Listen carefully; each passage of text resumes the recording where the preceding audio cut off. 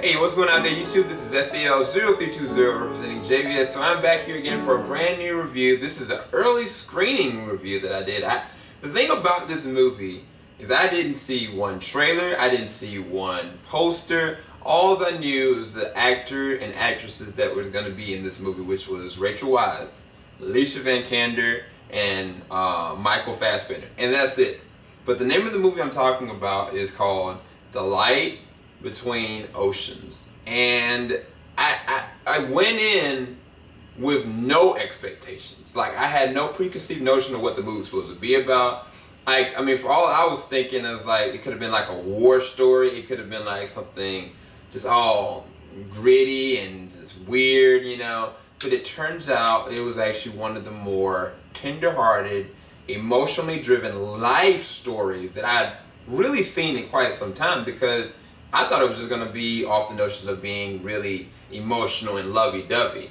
And I mean, I normally don't do this like this, but I've never really, you know, watched a movie like this. I've always had like a trailer or something, but I think this might be a better equation. I think I'm going to try this again, because I found myself having such a great time with this movie. And even afterwards, a lot of people, they had this interesting feeling of euphoric feeling, and I think even Alicia, which I'll show you right now, her feelings of this movie. Hey, what's going on there, YouTube? This is SEL0320. You were probably just talking to one other version of me, but this is the segment about my awesome, amazing woman of God girlfriend, Alicia. We just came out of the movie. What are your impressions, babe? It was the saddest movie ever. Not even sad, it's just very somber. Like, my mood is very like chill. I'm just like, okay, everything's cool. So it hit you in all the emotional feels? Absolutely. For better, for worse, or everything? Everything. Because the beginning was beautiful, and then it was just like, oh. It was like hard. Yeah, and even the ending was like beautiful, but still like, I mean, would you watch it again? No. Is it that hard to Yes. watch? Dang, but would you recommend it though? No. You wouldn't recommend it? I mean, okay, yes, it's a great, like, the movie was great, the story was great. You just have to be prepared, like, you gotta be prepared to walk out in a very somber mood. Yeah. Like, there isn't this great happy ever after. Like, it's just like things work out for the best. Like, everyone ends up okay, but life is real, y'all. Life is real. Well, y'all heard it first from this amazing girl that I'm so proud of and thank God for. But anyway, I gotta get back to this review before I get all googly-eyed. It got me in the feels too. I didn't even watch any trailers. But anyway, I'll talk to this other guy in just a second. Thanks, baby. Okay. Alright, y'all. Peace. As you can see, even with her, she was kind of like in this somber kind of feels. Like, she was emotionally affected by this movie, and I was too. But it brought out a different emotion than I guess the audience did, because I didn't have a preconceived notion of what I thought the movie should be. And at the same exact time, I didn't know what I was going in for, you know. To me, it just brought out this emotion of love and this understanding that no matter what life is putting you through, that there is a way and a means behind everything that's happening to you, even for the good or for the bad. And I know it sounds like straight out of marriage, but this movie is symbolic of that in a lot of different instances. I'll read the description for you because I didn't read it for myself. A lighthouse keeper and his wife, living off the coast of Western Australia, raise a baby they rescue from adrift, a rowboat. And that's the premise of the movie. But I didn't know any of this, you know? And one thing I'll say about this movie, it is immaculately, beautifully shot.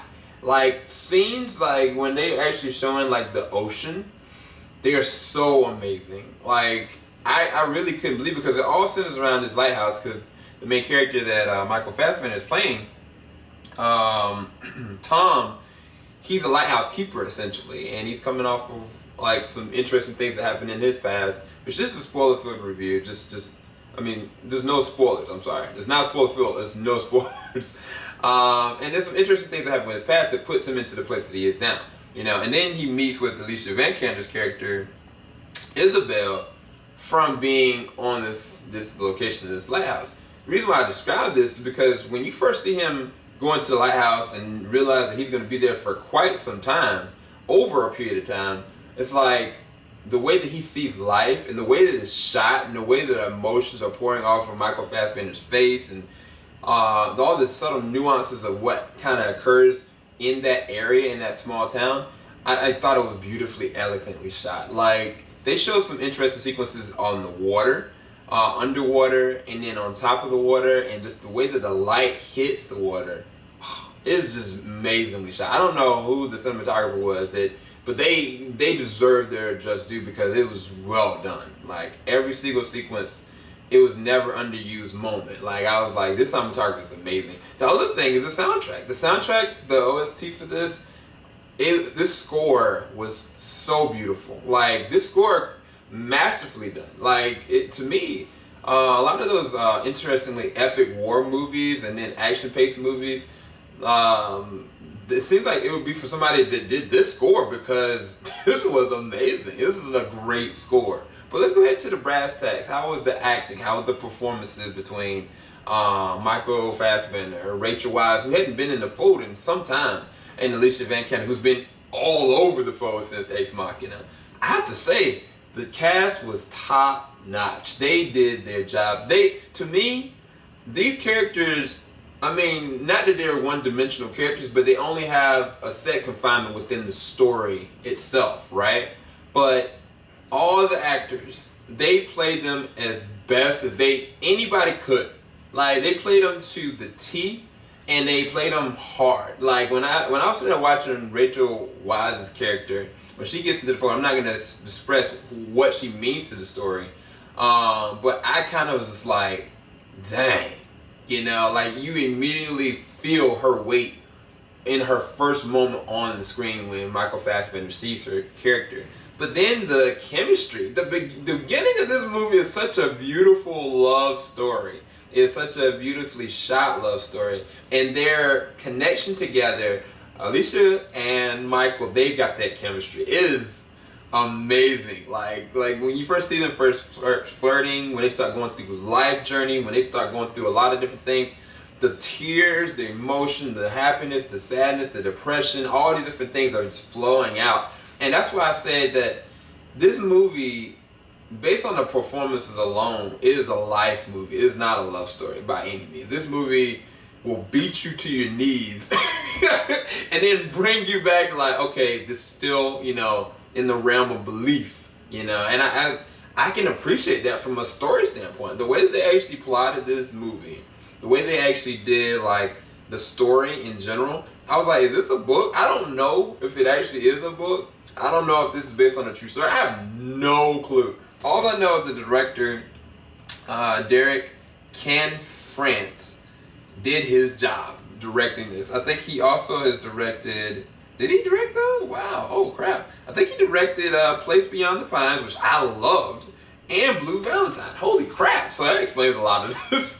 Like, I love Place Beyond the Pines. Anyway, as far as the story, like, I could believe this was a real, true story, and I don't know that it was. And for me to actually take a actual movie, and I'm confused whether or not this is real or not, it's done its job. The second part of the job was taking us along the journey of what Tom did to win over the heart of this amazing character in Isabel, and what happens when they interact with this whole nother person in a baby that changes their world for the better and for worse. But it comes out of a place of tragedy as well, because the things that are going on in the dynamics of the relationship, I don't know how to describe it. It's real. It's all real, and it all goes to a really dark, sour, sad, joyous, righteous, and I mean, just, I don't know.